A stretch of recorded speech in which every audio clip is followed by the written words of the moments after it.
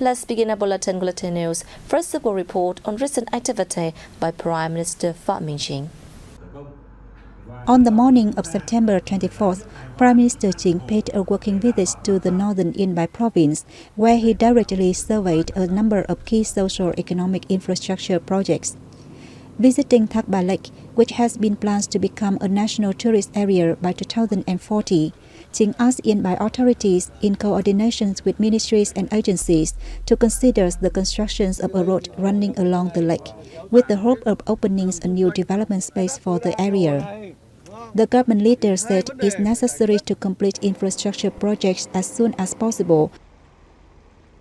For projects which have been approved, such as the Phiên Bridge, it's necessary to organize construction expeditiously, strive to complete the project ahead of schedule so that people can benefit soon. Visiting the Trần Yên Industrial Park in Yên Bái City, the Prime Minister said Yên Bái needs to select good investors and promote the model of public leadership in coordination with private management in developing industrial parks. Deputy Prime Minister Phạm Bình Minh had a number of meetings on the sidelines of the 77th session of the UN General Assembly in New York on September 23rd local time.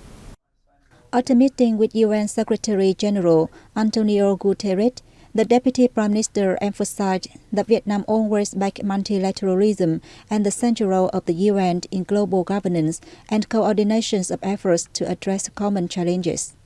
Guterres stated Vietnam's active and responsible contributions to the common affairs of the UN in recent years.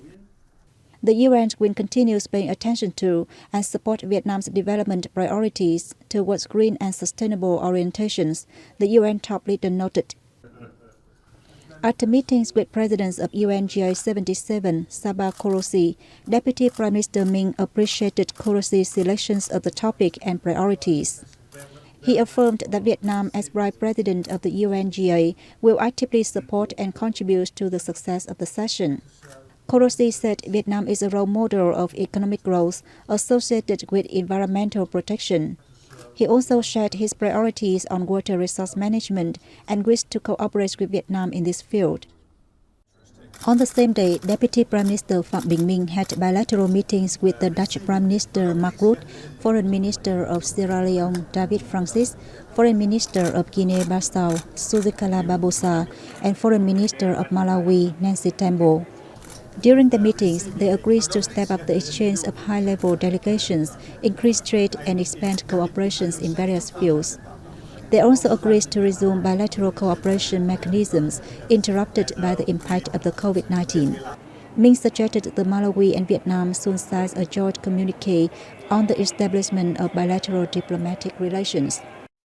Also on September 23rd local time, Deputy Prime Minister Phạm Bình Minh presided over a ceremony to mark Vietnam's 77th National Day and the 45th anniversary of Vietnam's accession to the UN, with the attendance of representatives from the UN as well as leaders, ministers and officials of member states.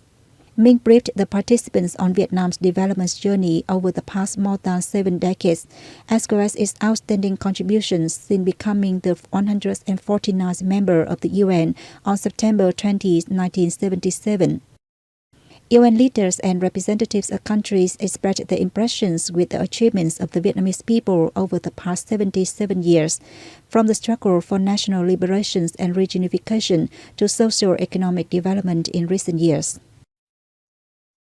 Economists believe that more challenges await Vietnam's economy, especially inflationary pressure, declining demand in major export markets, and the lingering effects of COVID-19. The country needs a flexible policy response to stand firm against the various instabilities. Production has been now resumed, but issues remain, primarily due to surging prices of oil and gas, inputs and costs. Added to that is a shortage of workers in some localities. I think we need to be able to identify opportunities from global problems. For example, the energy and food crisis will create opportunities for Vietnamese agriculture. In that sense, we can devise support policies for the sector to boost overall economic growth. Foreign investment attraction is also encountering problems. Export faces obstacles from narrowing markets and the risk of economic downturns in many countries. In my opinion, we need to be more drastic in restructuring the banking system and adjusting monetary policy. According to international organizations, despite the challenges, Vietnam's economy has still posted strong growth. The World Bank forecasts GDP growth of 7.5% this year and 6.7% next year, while the International Monetary Fund has raised its growth forecast for this year to 7%. Basically, in terms of Vietnam's external environment, what we see is slower external demand, higher inflation, and tighter financial conditions. And the risks to the world economic outlook are overwhelmingly tilted to the downside. With that in mind, let me say a few words about Vietnam. To cope with unpredictable developments in the global economies and maintain growth momentum, Vietnam needs to adopt prompt and effective policies.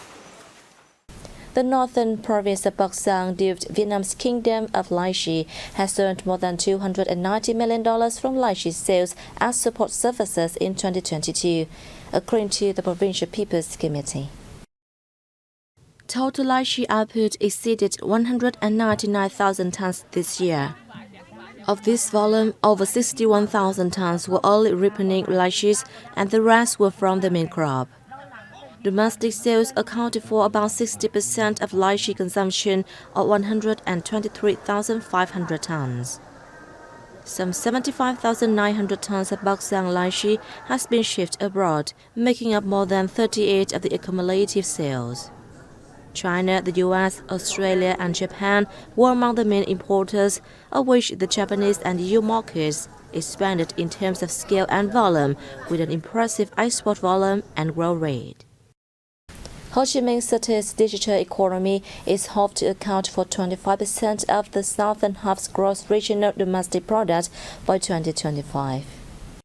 Attention will be paid to raising public awareness of digital transformation, organizing the implementation of digital transformation tasks, and building digital government, and integrating and effectively exploiting data to serve the fight against COVID-19 pandemic, socio-economic recovery and development, and modern-oriented governance.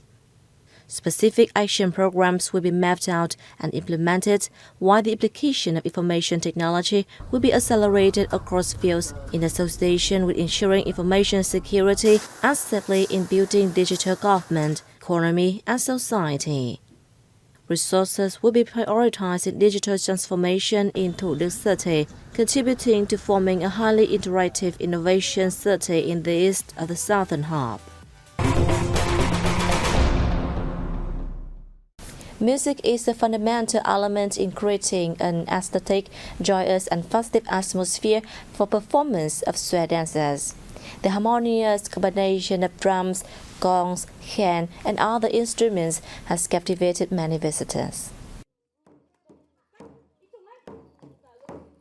For the Thai ethnic minority group in Nghĩa Lộ town in Bai province, kênh bè, a rough-shaped kênh, is not only an instrument connecting love and the soul in folk songs and dances, and a cultural and spiritual symbol, but also indispensable instrument in all types of square dances.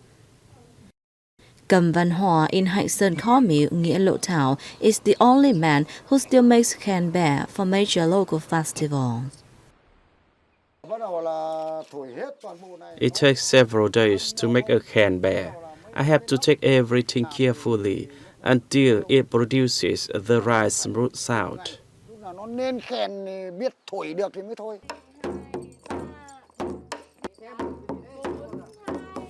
Drums are indispensable in square dances. In the middle of mountains and forests, the drum's echo has an invitation to all to join the festival. There are two types of drums, small drums called cổng nội and big drums called cổng nhớ, and they are used at different occasions in the village. I had the opportunity to learn about the beauty of the Thai ethnic minorities culture and want to preserve and promote it for youngsters.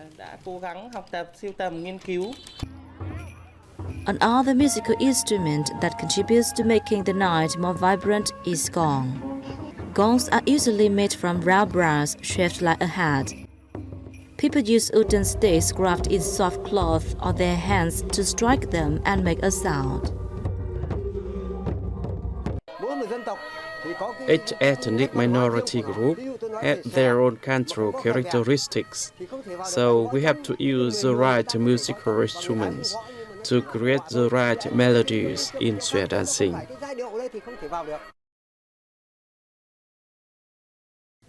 For the Thai people, Sui dances are an indispensable part of their cultural activities and spiritual lives. The dances symbolize beauty, containing the artistic values of dance, music, singing, costumes, cuisine, and more importantly, the cultural behavior of the Thai community.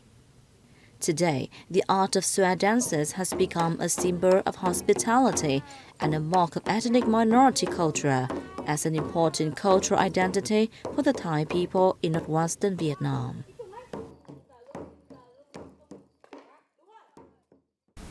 Tourist arrivals in the capital city of Hanoi hit over 1.4 million in September, down 15.5% month-on-month, reported the Municipal Department of Tourism.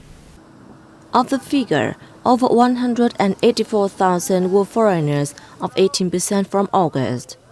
So far this year, tourist arrivals in Hanoi rose fourfold to more than 13.8 million year-on-year, of which more than 766,000 were foreigners. The total revenue from tourism neared 40 trillion dong, or over $1.7 billion, marking a 4.7-fold rise from the same period last year. In September, hotel room occupancy rate reached nearly 44%, up 14% from a month ago, and over 28% year-on-year.